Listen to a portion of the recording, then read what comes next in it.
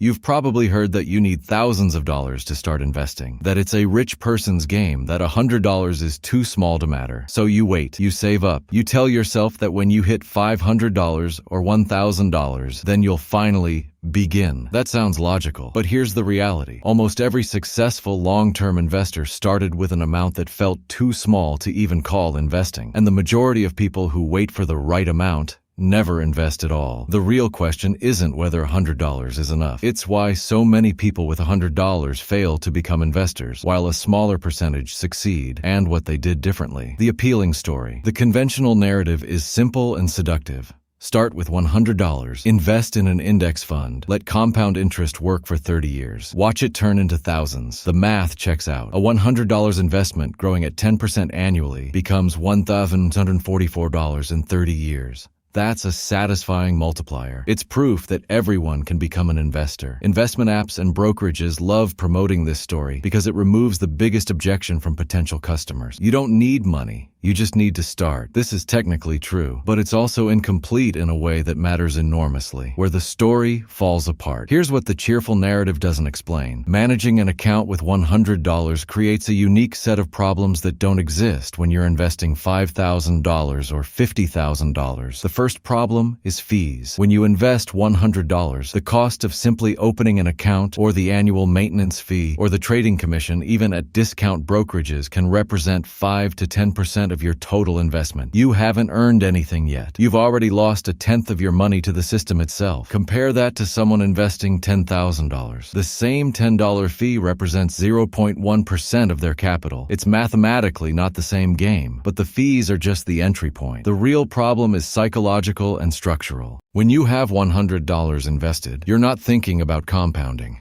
You're thinking about whether that $100 is even doing anything. You watch the balance. On a good market day, you're up $0.50. On a bad day, you're down $0.75. The movements feel random. The gains feel invisible. You can't relate to the concept of letting money grow undisturbed because you can barely see any growth at all. Meanwhile, you might need $30 for an emergency, or you see a product you want to buy, or you start wondering if that $100 could be better used elsewhere. The account sits there. You forget about it. Or worse, you withdraw the $100 plus a $2 withdrawal fee, breaking the entire premise that you were investing.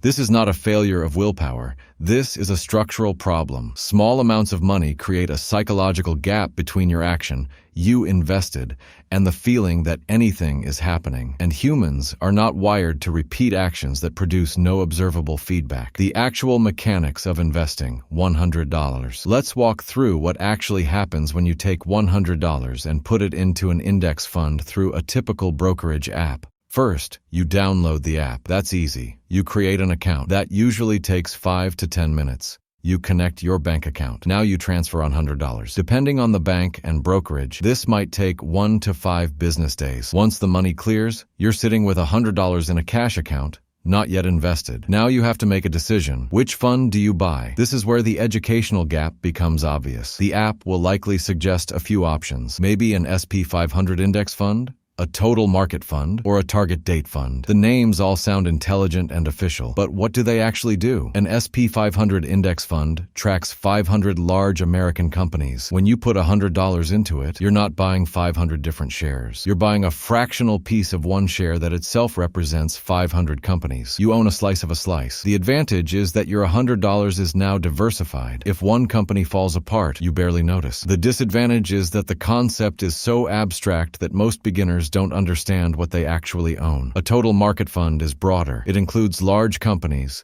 mid-sized companies, and small companies, thousands of them. More diversification, less specific. Your $100 becomes an even thinner slice of an even larger pie.